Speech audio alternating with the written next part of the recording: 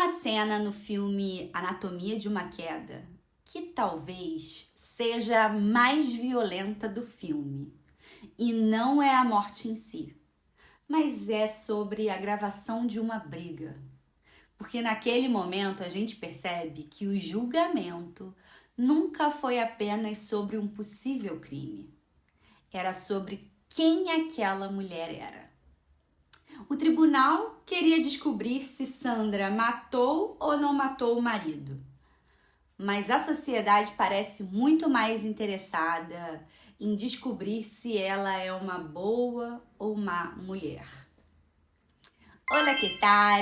Eu sou Ana Clara, professora e pesquisadora, e aqui a gente fala sobre história, educação, feminismos e os atravessamentos do nosso tempo. Se você não é inscrito nesse canal, por favor, se inscreva e deixe seu like. E hoje eu queria conversar com você sobre o filme Anatomia de uma Queda, mas não exatamente sobre o mistério ao redor do filme, e sim sobre aquilo que seja, pelo menos para mim, o mais perturbador, que é o julgamento moral das mulheres. Vou tentar não dar muitos spoilers, mas para contextualizar, eu vou ler rapidamente a sinopse, tá? Que de acordo com o Instituto Moreira Salles, Sandra, Samuel e Daniel, o filho, uma criança de 11 anos com deficiência visual, vivem há 1 ano em uma casa isolada nos Alpes. Um dia, Samuel é encontrado morto ao pé da casa. A investigação concluiu se tratar de uma morte suspeita. É impossível saber ao certo se ele tirou a própria vida ou se foi assassinado. Sandra, a viúva, é a principal suspeita e Daniel, o filho, é a principal testemunha. E o que mais me chamou a atenção no filme não foi descobrir quem matou, não foi descobrir se houve crime ou se foi suicídio, mas foi perceber como o tempo todo aquela mulher precisava justificar a sua própria existência. Lembrando que a Sandra, ela era uma mulher que não performava uma feminilidade comum, usual, ou confortavelmente aceita. Ela não parece preocupada em suavizar a sua própria existência, nem diminuir a sua própria inteligência. Ela não parece pedir desculpas também pela sua própria ambição. Ela não organiza toda a vida dela em torno do cuidado. E mulheres assim, frequentemente causam certo desconforto social. E ao longo do julgamento, uma das principais provas apresentadas é uma gravação de áudio feita dentro da própria casa. Uma gravação de uma discussão extremamente íntima entre Sandra e Samuel. E é importante dizer isso porque até aquele momento o filme trabalha muito com o silêncio, a ausência e até mesmo a interpretação. A gente não sabe exatamente como funcionava aquele casal. Não sabe como eles se relacionavam na intimidade. Não sabe quem estava dizendo a verdade.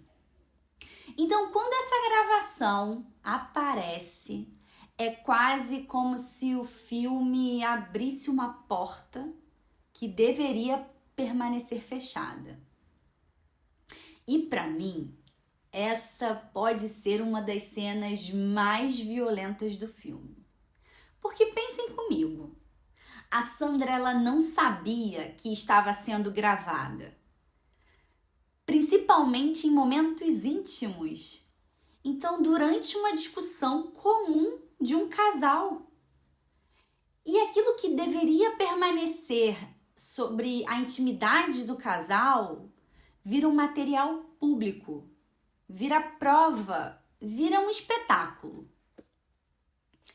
E isso é muito simbólico do nosso tempo, porque hoje a gente vive uma cultura obcecada por transformar a nossa intimidade em evidência. Então temos sempre prints, áudios, gravações escondidas, vazamentos, exposições, uma exposição emocional, conversas privadas transformadas em tribunal público. E existe uma relação de poder muito forte nisso. Como esse tipo de gravação fosse usada não para provar o crime, mas para construir uma imagem moral dela. Porque quem grava controla a narrativa, conduz o tom da conversa, escolhe o recorte, escolhe o momento, escolhe aquilo que vai permanecer.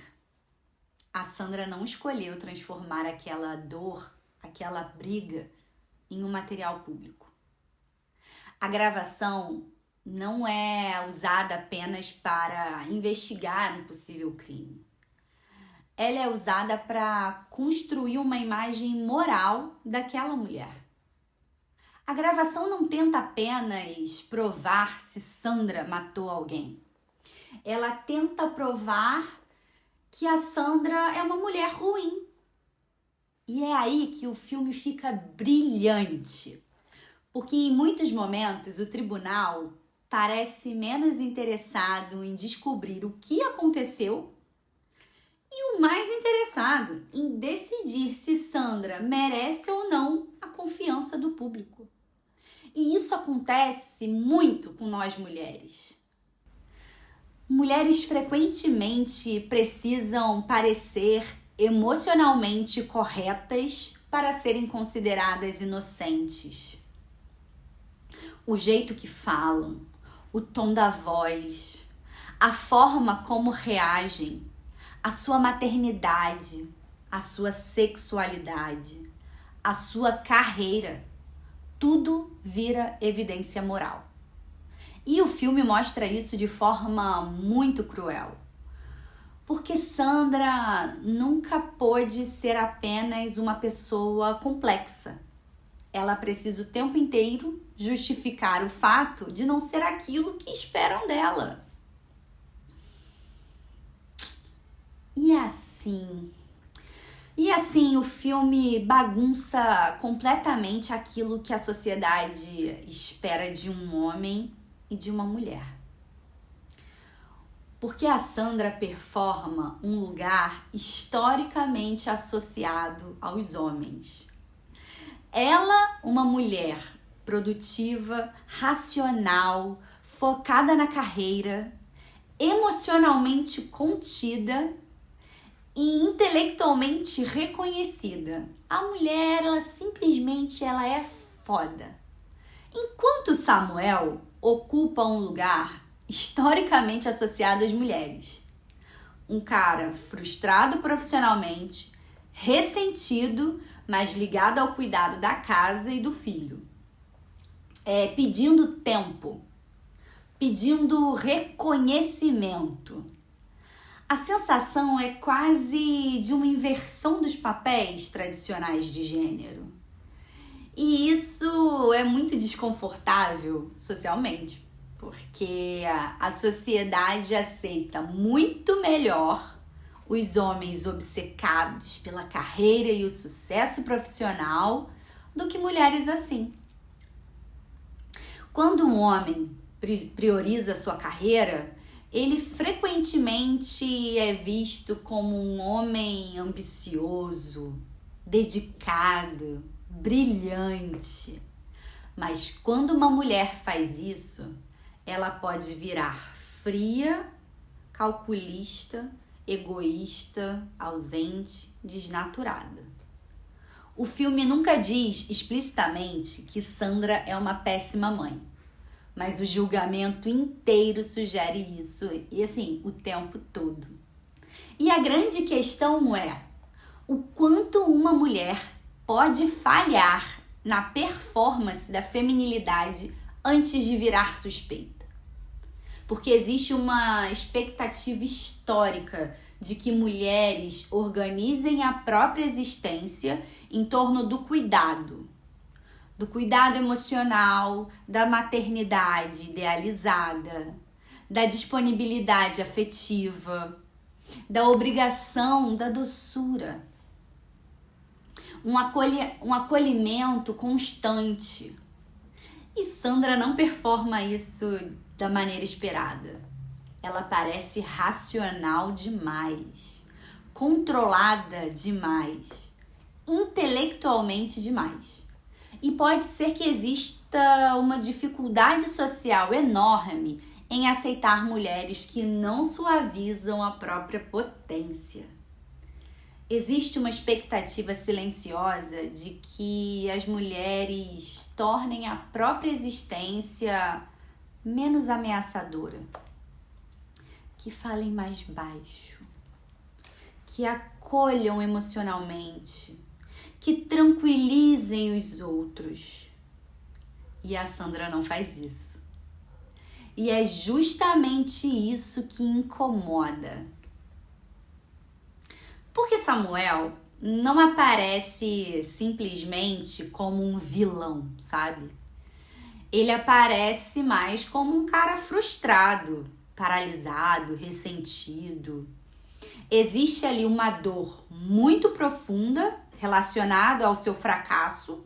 Então, ele é frustrado profissionalmente, tem ali uma comparação constante com o sucesso da parceira, e uma sensação de apagamento, uma competitividade, sabe? Uma perda da centralidade. E isso aparece de forma muito dolorosa na gravação. Porque ele pede tempo, ele pede espaço, pede reconhecimento. Quase como tantas mulheres historicamente fizeram. Então o filme mostra o que acontece quando um homem ocupa um lugar historicamente destinado às mulheres. E percebe o quanto esse lugar pode ser invisibilizado, solitário e frustrante. Eu acredito que a Sandra represente aquilo que muitas sociedades ainda têm dificuldade de aceitar. A mulher difícil, a mulher complexa, pouco dócil, intelectualmente forte, sexualmente livre, contida emocionalmente, difícil de controlar. Existe uma longa tradição de transformar mulheres complexas em mulheres suspeitas. E esse filme mostra exatamente isso. E o mais brilhante em Anatomia de uma Queda é que o filme nunca entrega respostas fáceis. A gente termina o filme sem saber exatamente o que aconteceu. Mas isso nem é o mais importante. Porque no final, o que realmente ficou evidente é como as mulheres continuam sendo julgadas muito além dos fatos. Elas são julgadas pela personalidade, pela maternidade, pela sexualidade, pela sua ambição, pela forma como elas ocupam o mundo. E isso pode ser justamente o que torna a Sandra tão insuportável para muitas pessoas. Porque ela não tá nem aí para o que esperam dela. Ela não tenta parecer menor para caber. Não tenta parecer doce o tempo inteiro. Não organiza a própria existência para tranquilizar ou agradar os outros. E isso deve ser justamente e profundamente perturbador para muitas pessoas e em mulheres que não precisam ser aprovadas o tempo inteiro. E eu queria saber de vocês. Vocês acham que Sandra estava sendo julgada realmente por um crime ou por não caber na ideia de feminilidade esperada dela? Se você gosta desse tipo de reflexão, já se inscreve no canal, ative as notificações, porque aqui os pensamentos sobre história, feminismo e sociedade atravessam esses vídeos o tempo inteiro. Um grande beijo e hasta luego!